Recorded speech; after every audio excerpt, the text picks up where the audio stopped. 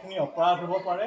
সকলো অপৰাধ মনিৰীক্ষণ কৰি এই যুৱকসকল ৰাইজসকলকে আশীৰ্বাদ কৰি এইখিনিয়ে প্ৰাৰ্থনা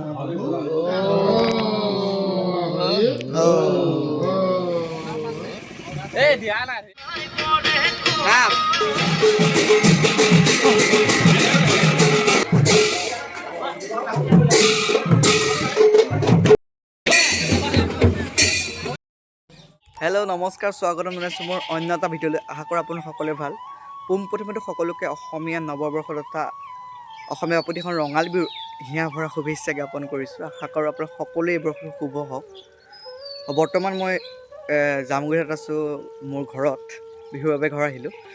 তো একদম সাজি কাচি আছোঁ এটা বিশেষ কাৰণটো হ'ল যিহেতু মোৰ ঘৰ জামুগুৰিত ডেকাসুন্দৰ গাঁৱত। তো আমাৰ ডেকাসুন্দৰ গাঁৱত এক ঐতিহাসিক এভাগ থান আছে। থানভাগৰ নাম হ'ল শ্ৰী শ্ৰী অম্ননুখাতাৰ থান। বহুতেই থানখনৰ মহত্ব, ইয়াৰ ঐতিহ্যৰ বিষয়ে জানে। তো আজি সেই থানভাগৰ এক পুনৰ গৃহ নিৰ্মাণ তথা থানভাগ নৱনিৰ্মিত কৰা হৈছে আৰু তাৰ প্ৰতিষ্ঠা আছে আজি, আৰু লগতে গুৰু আসনভাগো নতুনকৈ প্ৰতিষ্ঠা কৰা হ'ব। তো যিহেতু এই গুৰু আসনভাগ আমি চতিয়াৰ পৰা আনিবলৈ যাম। চতিয়া মনজিৎ দা ভাস্কৰ্য শিল্পী মনজিৎ হাজৰিকা তেওঁ নিৰ্মাণ কৰিছে। তো আমাৰ গাঁৱৰ ৰাইজ সকলো মিলি আমি আজি চতিয়ালৈ গৈ পেলাই সিংহা আসনভাগ আনি থানত প্ৰতিষ্ঠা কৰালৈকে গোটেই সম্পূৰ্ণ কাৰ্যসূচীটো আপোনালোকক দেখুৱাম। শেষলৈকে আপোনালোকে ভিডিঅ'টো চাই থাকিব। আশা কৰোঁ ভিডিঅ'টো চাই ভাল পাব। সকলোখিনি সম্পূৰ্ণ হৈ উঠিছে। তো থানভাগ এই ভাগ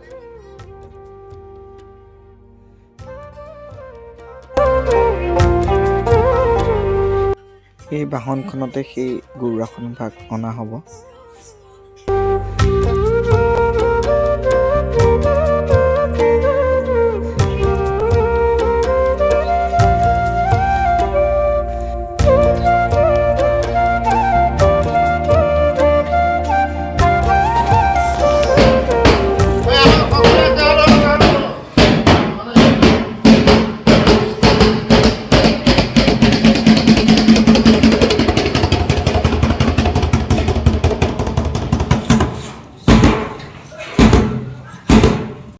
আনিবলৈ ওলাইছোঁ।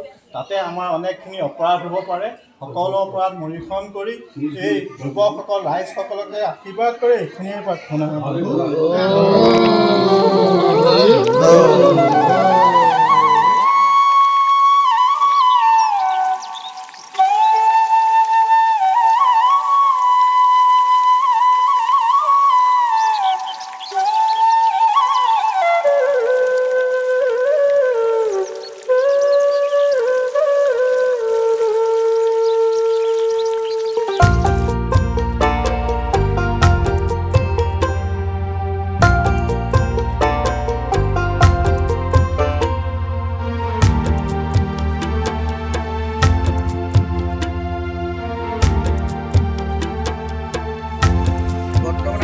চতিয়া অভিমুখে যাত্ৰা কৰিছোঁ।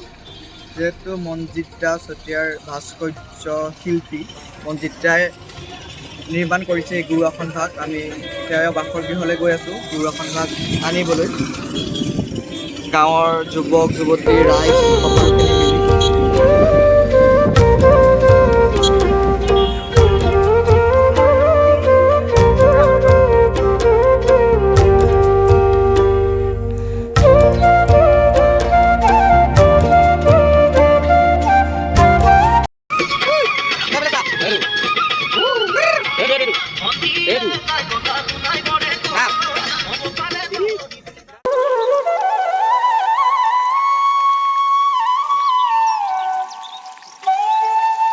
মাত্ৰ 100 মিটাৰমান আহিছিলোঁ।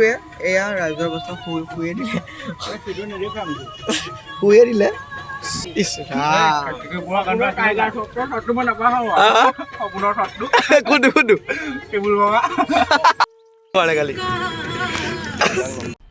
मज़ा आया।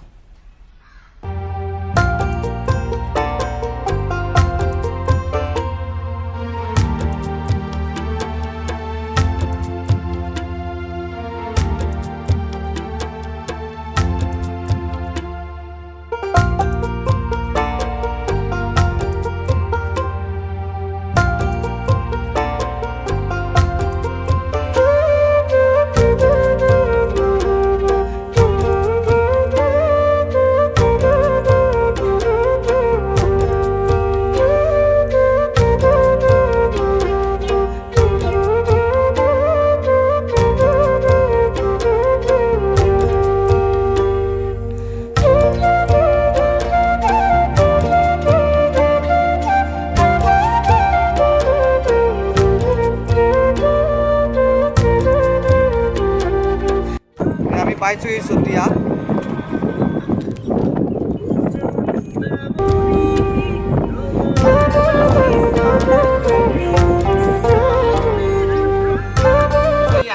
বৰ্তমান আমি আহি তেওঁলোকৰ বাসগৃহত উপস্থিত হৈছোঁহি।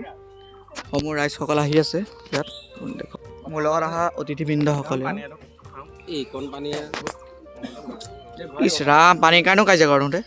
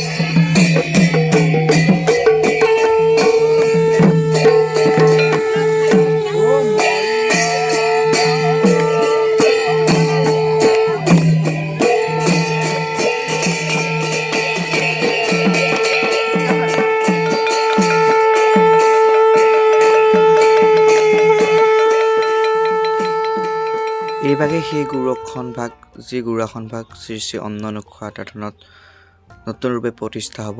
সঁচাকৈ সুন্দৰ এভাগ আসন।